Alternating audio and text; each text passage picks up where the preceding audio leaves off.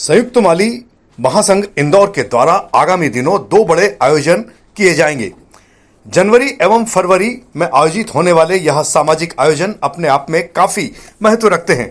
बसंत पंचमी 23 जनवरी 2026 शुक्रवार को सामूहिक वह का आयोजन किया जाएगा। वहीं 14वां अखिल भारतीय माली समाज युवक युवती परिचय सम्मेलन 22 फरवरी 2026 रविवार को कुलकर्णी नगर इंदौर में आयोजित किया जाना प्रस्तावित है, जिसका प्रथम निमंत्रण श्री खजराना गणेश जी को दे दिया गया है। इस अवसर पर अध्यक्ष भगवती प्रसाद माली, परिचय सम्मेलन संयोजक प्रोफेसर मनोज पिपलोदिया, सचिव एडवोकेट एमडी वर्मा, कोषाध्यक्ष चिरंजी लाल सैनी, संगठन मंत्री कैलाश वर्मा, प्रचार प्रमुख प्रभुलाल माली सहित समस्त कार्यकारिणी सदस्य एवं पदाधिकारी उपस्थित थे।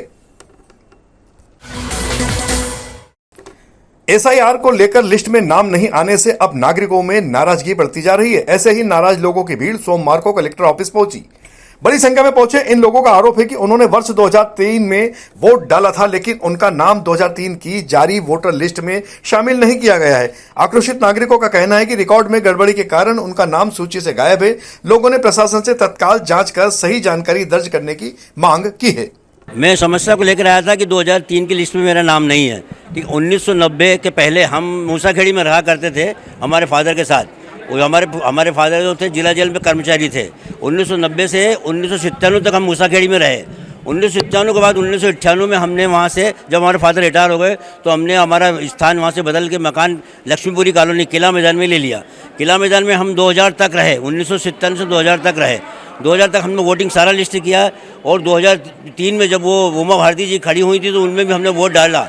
उसके बावजूद हम वहाँ से हमने हमारा मकान बेचकर हम अब सदर बाज़ार में आ गए। सदर बाज़ार में हमने वोटिंग किया। सदर बाज़ार की 2025 की लिस्ट में हमारा नाम है और हमारे पास 2008 से वो वोटर आईडी है हमारे पास। मेरा नाम काट दिया गया है, मेरा परिचय पत्र सब कुछ और कलेक्टर द्वारा ही बना गया है, लेकिन यहाँ से भी उसका मतलब कोई वो कुछ है ही नहीं, रिकॉर्ड ही नहीं है। 2018 में वोट दिया था, उसके बाद से लिस्ट में नाम ही नहीं है मेरे। एक्चुअली जो गणना प्रपत्र है जो बीएलओ ने दिया है उसमें मतदाता का डिटेल ऊपर लिखा हुआ है और उसमें वर्तमान में उसका क्या डिटेल है वो डिटेल भरना है और अगर उसका नाम नहीं था 2003 में तो उसके किसी संबंधी का नाम देना है। तो उसका जो डिटेल देना है तो 2003 की मतदाता सूची जो वोटर्स की वेबसाइट है इलेक्शन कमीशन ऑफ इंडिया की, तो उस वोटर्स पोर्टल पर जा कर के अगर हम मतदान केंद्र हमको मालूम है तो वहाँ पर हम विधानसभा क्षेत्र चुन करके मतदान केंद्र चुन करके वो पीडीएफ में हम नाम ढूंढ सकते हैं और आसानी से ढूंढा जा सकता है। अगर इतना मतदाता कर लेता है तो कहीं कोई दिक्कत नहीं है, वो फॉर्म भर करके सबमिट कर देगा। और इस काम में जो बीएलओ घर घर जा रहे हैं तो बीएलओ भी उनको सपोर्ट कर रहे हैं, बता रहे हैं, और कुछ वॉलंटियर्स भी उनके साथ में जा रहे हैं जो ये पूछ रहे हैं कि आप अपना डिटेल बता दीजिए, हम सर्च करके बता देंगे। सीमा सुरक्षा बल के central school of weapons and tactics Indore में 15वीं बीएसएफ इंटर फ्रंटियर बैडमिंटन प्रतियोगिता 2025 का सोमवार को औपचारिक शुभारंभ हो गया।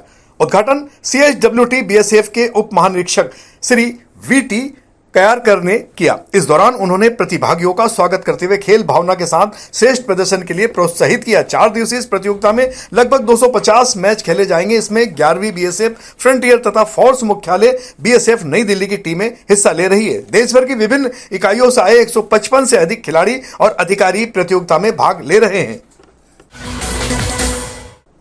प्रतिबंधित मार्गों पर प्रवेश करने वाले भारी वाहन चालकों के खिलाफ यातायात पुलिस के द्वारा लगातार कार्रवाई की जा रही है। एसपी राजेश दंडोतिया ने बताया कि विगत दिवस भी नो एंट्री में घुसने पर 12 वाहनों के खिलाफ कार्रवाई करते हुए 60,000 रुपए से अधिक की अर्थदंड राशि वसूल की गई।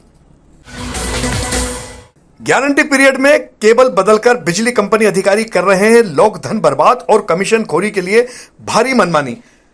शहर कांग्रेस संगठन महामंत्री संजय बाकलीवाल ने बताया कि मध्य प्रदेश पश्चिम क्षेत्र विद्युत वितरण कंपनी के अधिकारियों के द्वारा मनमानी कर 1 वर्ष पूर्व बिछाई गई केबल हटाकर अब नई केबल बिछाई जा रही है, जबकि केबल अभी गारंटी पीरियड में ही है। इन्हें हटाकर नई केबल डालने पर इन गारंटी पीरियड की केबल को ठेकेदार फर्म अपने गोदाम में जमा कर रही है। ऐसे में ठेकेदार द्वारा इन केबलों को दोबारा इस्तेमाल किए जाने की आशंका से भी इनकार नहीं किया जा सकता है। तकनीकी जानकारों का कहना है कि बिजली की लाइनों की केबल बिछाते समय भविष्य में होने वाले वोल्टेज की बढ़ोतरी को को ध्यान में रखा जाता है, लेकिन बिजली कंपनी के अधिकारियों द्वारा ऐसा नहीं किया जा रहा है। पश्चिम क्षेत्र विद्युत वितरण कंपनी बिजली सप्लाई लाइनों को अंडरग्राउंड करने की योजना लागू करती है, वहीं दूसरी ओर ओवरहेड केबलों को बदला जा रहा है। जब बिजली की लाइनों को अंडरग्राउंड ही किया जाना है तो फिर ओवरहेड केबलों को बदलने की क्या जरूरत है? यह प्रश्न एक यक्ष प्रश्न बना हुआ है। इंदौर पुलिस कमिश्नर संतोष कुमार सिंह के आदेश पर शहर के गुंडे बदमाशों एवं असामाजिक तत्वों के खिलाफ कार्रवाई करते हुए एक बार फिर कॉम्बिंग गश्त अभियान चलाया गया। इस दौरान 1000 से ज्यादा बदमाशों की जांच पड़ताल की गई, वहीं 460 बदमाशों के खिलाफ वैधानिक कार्रवाई की गई। वहीं शराब पीकर वाहन चलाने वाले 172 वाहन चालकों के खिलाफ भी कड़ी कार्रवाई की गई है। इंदौर पुलिस की साइबर सेल के द्वारा लिंक्टिस सॉफ्टवेयर कंपनी में साइबर पाठशाला का आयोजन किया गया। एसीपी राजेश दंडोतिया के द्वारा करीब 120 एम्प्लॉइज को साइबर फ्रॉड, फाइनेंशियल फ्रॉड और सोशल मीडिया से संबंधित अपराधों की जानकारी देने के साथ ही सतर्कता बरतने की समझाइश दी गई है। गौरतलब रहे कि सतर्कता और जागरूकता ही साइबर अपराधों से बचने का एकमात्र सही समाधान है।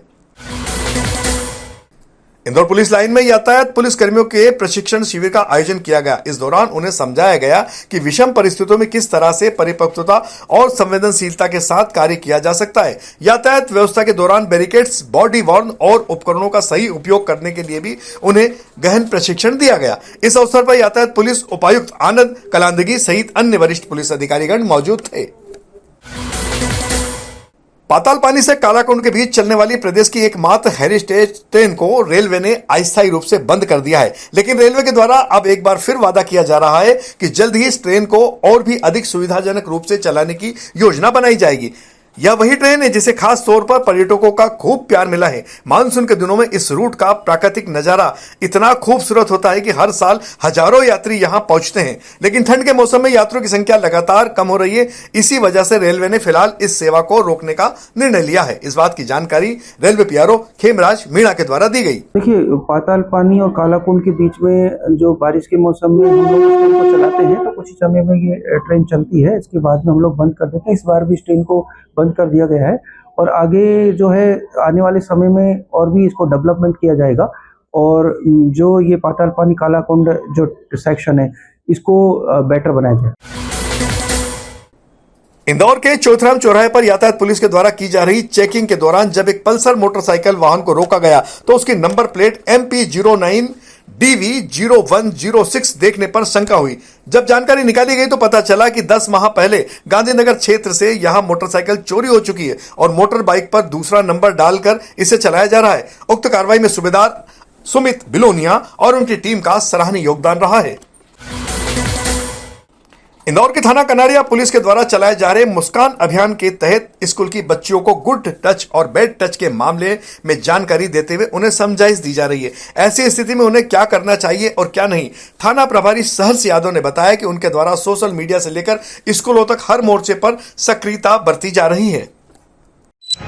मध्य प्रदेश शासन के द्वारा नाबालिग बच्चों के खिलाफ हो रहे अपराधों की रोकथाम के लिए वृहद स्तर पर अभियान चलाया जा रहा है। वर्तमान में मुस्कान अभियान जो है मध्य प्रदेश पुलिस के द्वारा चलाया जा रहा है, जिसमें गुम नाबालिग बच्चों के दस्तयाबी के साथ साथ में जो नाबालिग बच्चे बच्चियाँ होते हैं उनको भी जागरूक करने का प्रयास किया जा रहा है। इसी अनुक्रम में हर थाने के द्वारा कार्रवाई की जाती है। अब उनको बच्चों को एक जन जागरूकता अभियान के तहत उनको पॉस्को अधिनियम और अन्य जो अधिनियम है उसके संबंध में जानकारी दी जा रही है ताकि उनके साथ में किसी भी प्रकार के घटित हो रहे अपराधों पे हम अंकुश लगा सकें। इसी अनुक्रम में थाना कनाड़िया पुलिस के पूरी टीम के द्वारा प्रत्येक स्कूल में, स्कूल कॉलेजेस में और कोचिंग संस्थान में जाकर बच्चे एवं बच्चियों दोनों को ही इसके संबंध में जागरूक किया जा रहा है।